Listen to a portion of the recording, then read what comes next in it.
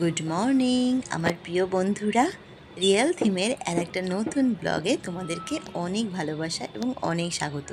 আমার ভিডিওটা যে যেখান থেকেই দেখছো, তোমাদেরকে আমার তরফ থেকে অনেক ভালোবাসা। তোমরা খুব খুব খুব ভালো থেকো। দেখো, ঘুম থেকে তো উঠে পড়েছি 5:30টার সময়। উঠেই প্রথম কাজ, প্রথম গেটটা তো খুললাম দেখলে, তারপরেও একটা গেট খুললাম, আবার একটা মানে 3টে গেট আমাকে খুলতে হলো। আর এই দেখো সকালবেলার মানে ইয়েটা দেখতে পাচ্ছ তোমরা, শান্ত পরিবেশ। এই সময় সব দোকানপাট চারিদিকের সব বন্ধ, একদম শান্ত।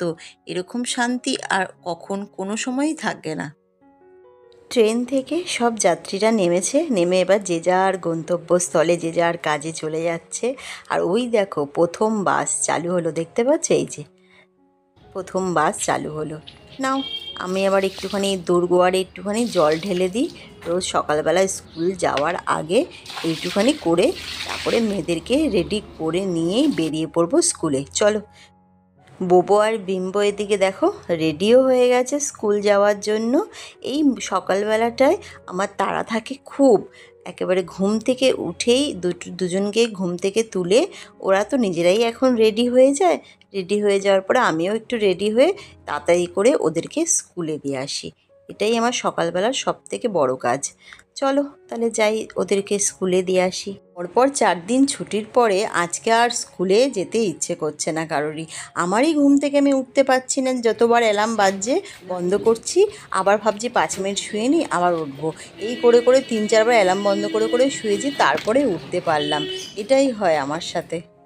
দুই বোনে মিলে এখন শলা পরামর্শ হচ্ছে যে কে কোন টিফিন নেবে।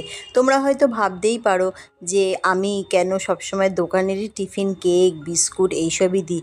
আসলে জানো তো, আমিও এর আগে অনেক ছোটোবেলায় ওদেরকে টিফিন দিতাম করে, কিন্তু আমার মেয়েরা খেতে চায় না। বলে মা, স্কুলে না খাওয়া যায় না, পড়ে থাকে, হাত নোংরা থাকে।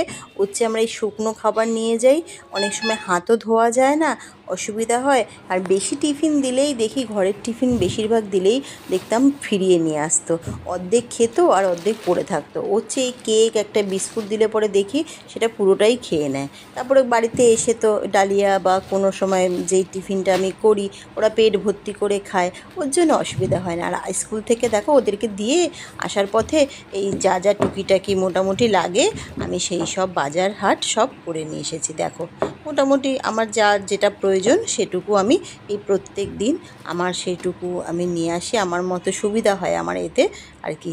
অনেকেই তোমরা ভাবতে পারো যে আমি রেগুলারই এইভাবে টুকিটাকি যেটা আমার লাগবে সেটা আমি করে নিয়ে আসি। দেখো লেবু নিয়ে এসেছি, একটুখানি গরম মশলা ফুরিয়ে গেছিলো সেটা নিয়ে এসেছি। তারপরে এই যে এটা ছিল বাবলি, বাবলি এই চিপসটা নিয়ে যাবে। ও বলছে মা আমি একটু চিপস নিয়ে যাব। ঠিক আছে চলো, সকালবেলাটা তো ডালিয়া বা ভাত খেয়ে যায়, ওর জন্য অতটা অসুবিধা হয় না। আমরা এক একদিন পেয়ারাও দিই, বেশিরভাগ দুপুরবেলাটা পেয়ারা বা একটা ফল দিই, চেষ্টা করি। চলো, সব এগুলো নামানো হয়ে গেছে। চলো এবার বাবলিকে, বাবলি, এবার ওকে তুলি। বাবলি, ওঠ, মারে, উঠে পড়ো, উঠে পড়ো, ঘুম থেকে উঠে পড়ো, চলো, চলো। বাবলিকে ঘুম থেকে তুলেই আমার প্রথম কাজ দেখো, ওকে তো ও তো বাথরুমে গেছে, এখন দাঁত ব্রাশ করবে, ততক্ষণে আমি তাড়াতাড়ি করে এই বিছনাটা আমি তুলে নিই। তুলে নিয়ে ওকে পড়তে বসিয়ে দিই এই টুল দিয়ে। ও এবার পড়তে থাকবে। এবার আমি ও যা খাবে সেটা আমি মোটামুটি চেষ্টা করি সকালবেলাটা একটু আমন্ড, ছোলা, সোয়াবিনের বীজ এগুলো একটু দেওয়ার। আবার এক এক দিন এই হরলিক্সটা ওকে দিই, ও একদমই হরলিক্সটা খেতে চায় না। ওর জন্য চেষ্টা করি যখন দেখি ওগুলো ভেজাই না সেদিনকেই হরলিক্সটা দিই। ও চা খেতে ভীষণ ভালোবাসে বাবলি। তা আমরা যখন চা খাই রোজই বায়না করবে মা আমাকে চা দিও, হরলিক্স দিও না। আমি আবার এক এক দিন মাঝে মধ্যে দিই, আবার এক এক দিন আবার এই হরলিক্সটাও দিই। তা আজকে এই হরলিক্সটা ওকে করে দেবো। চলো। আবার হরলিক্স দেখেই রাগ হয়ে যায় তার, একদম খেতে চায় না। জোর করেই খাওয়াই, দাঁড়াও। এইটুকু হরলিক্স 1 কাপ সেটাও খেতে চায় না। দেখো মুখটা কীরকম করে করলো, হরলিক্স নিয়ে এসেছি দেখে। এটা যদি আমি চা নিয়ে আসতাম কি খুশি হতো বাবলি। আরে দেখো ও বোধহয় এখন এটা ফিজিক্সের অঙ্ক করছে বা কিছু একটা অঙ্ক করছে কিছু। ও এদিকে পড়ছে দেখো, আর এই ফাঁকে এই ঘরের বিছানাটা তো দেখলে আমার তোলা হয়ে গেছে। আর একটা ঘরের বিছনাও তুলবো। আর বাবলির বাবাকে একটুখানি চা দিয়ে নেব, দিয়ে তারপরে তুলবো। আর দেখো, বলে বলে আমি একটুখানি চিয়া সিড আনিয়েছিলাম কবে, এই চিয়া সিডটা পড়েই আছে। মাঝে মধ্যে যখন মনে পড়ে তখনই খাওয়া হয়, নইলে খাওয়া হয় না। এত সকালবেলাটা এত মেয়েদের নিয়ে ব্যস্ত থাকি যে নিজের প্রতি কেয়ার নিতে ভুলেই গেছি। তা মাঝে মধ্যে যখন মনে পড়ে এটা তো আবার মানে ডেট ওভার হয়ে যাবে, তখন তো আর খেতেও পারবো না। তা আজকে হঠাৎ মনে পড়লো যে না, একটুখানি চিয়া সিড ভিজিয়ে রাখি, তো যখন ইচ্ছা খেয়ে নেবো ওখানে। আমার জানো তো এরকমই হয়, তোমাদেরকে সত্যি কথাই বলি।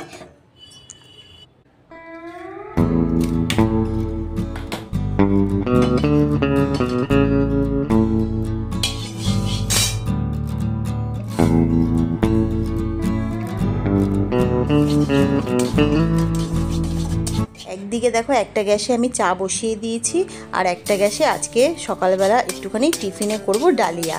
আর যখন নাকি স্কুল থাকে জানো তো, তখন আমি এই ডালিয়া বা ভাত ভাজা বা খুব যেটা শর্টকাটে টিফিন সেটাই করি। আর এই 4 দিন ধরে মেয়েদেরকে লুচি পরোটা এইসব করে খাইয়ে দিয়েছি। মানে ছুটির দিনকে আমি ওই ধরনের খাবারগুলো টিফিনগুলো করি, যেগুলোতে অনেক সময় লাগবে।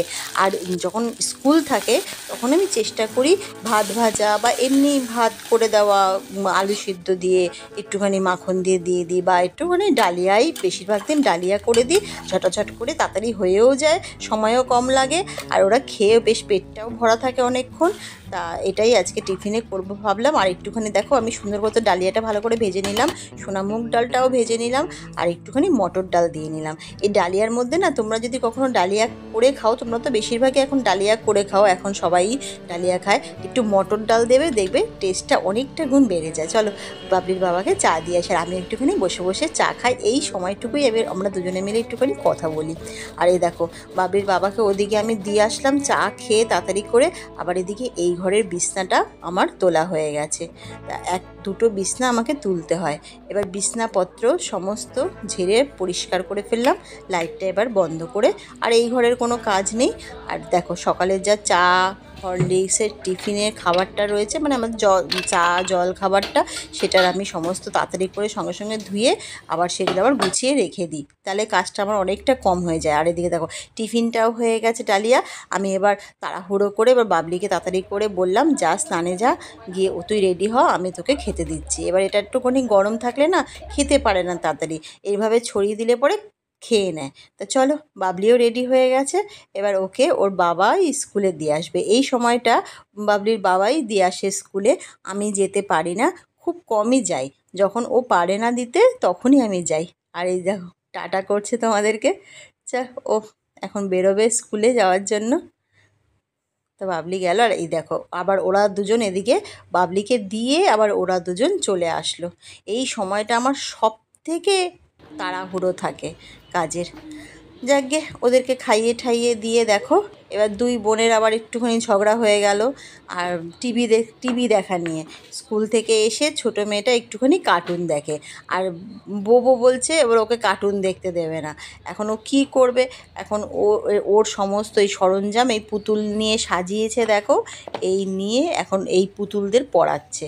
এই 3 বোনের 3টে পুতুল, কারোর চোখ নেই, কারোর পা নেই। এই পুতুলটা কত সুন্দর দেখতে ছিল দেখো, পা নেই, একটা পা নেই, কী অবস্থা করেছে।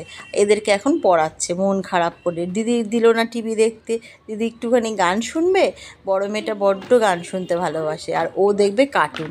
এই নিয়ে হয় আমার ঘরে অশান্তি এখন বনে। এখন এই বুঝিয়ে সুজিয়ে এখন এই খাটটাকে কত সকালবেলায় পরিষ্কার করে রাখলাম, এখন এই ময়লা করবে বসে বসে। আর দেখো, রাত্রিবেলা সমস্ত বাসন আমার মাজা হয়ে গেছে, ওদের দুজনকে ডালিয়া খাইয়ে দিয়েছি। দিয়ে আমি এবার এই বাসনগুলো এবার একটুখানি গুছিয়ে নেব। সব বাসনগুলো আমার গোছানো হয়ে গেছে। আরে দেখো, আমি একটুখানি মাছ সিদ্ধ করতে বসিয়ে দিয়েছি। আমার ঘরে না একটা পেট আছে, সেই পেটটার জন্যই এই মাছটা আমি সিদ্ধ করি, ও মাছ সিদ্ধ খায়। আজকে দেখো, দুপুরবেলা রান্না করছি, এই ওলকচুটা সিদ্ধ করে নিয়েছি। ওলকচুই আজকে দুপুরবেলা রান্না করব, আর সঙ্গে একটুখানি ডাল করব, ব্যাস এ দিয়েই খাওয়া হয়ে যাবে। আর ওলকচুর মধ্যে কিছুই না, ধনে গুঁড়ো, জিরে গুঁড়ো, লঙ্কা গুঁড়ো, আদা একটুখানি, টমেটো একটুখানি, আর একটুখানি চিনি, একটুখানি মিষ্টি হলে বেশ ভালো লাগে, আর একটুখানি নারকোলটা দিলে কিন্তু ওলকচুর টেস্টটা অনেকটা গুণ বেড়ে যায়। আমি যখনই ওলকচু আনি চেষ্টা করি নারকেল দিয়ে করার। আমার মা জানো তো এই ওলকচুর একটা বাটা করতো, এত সুন্দর করতো সর্ষে দিয়ে। আবার এই সর্ষে বাটাটা আমি আবার করতে পারি না, এত তিতো হয়ে যায় আমার হাতে সর্ষে বাটা রান্না। ওর জন্য আমি যখনই ওলকচু আনি তখনই এইভাবে এই রেসিপিটা করি। এটা খেতেও খুব দুর্দান্ত লাগে। তোমরা এইভাবে নারকেল দিয়ে কখনো ওলকচু খেয়ে দেখো, তোমাদেরও ভালো লাগবে। চলো রান্নাটা সেরে নিই।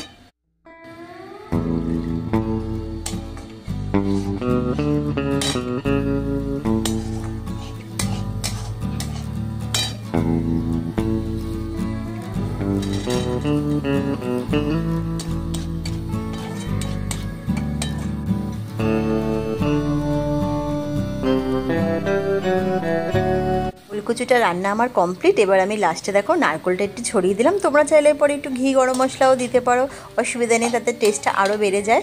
তা আজকের মতো আসি তাহলে। কীরকম লাগলো অবশ্যই জানিও, আর যদি ভালো লাগে তাহলে সাবস্ক্রাইব করে আমার পাশে থেকো।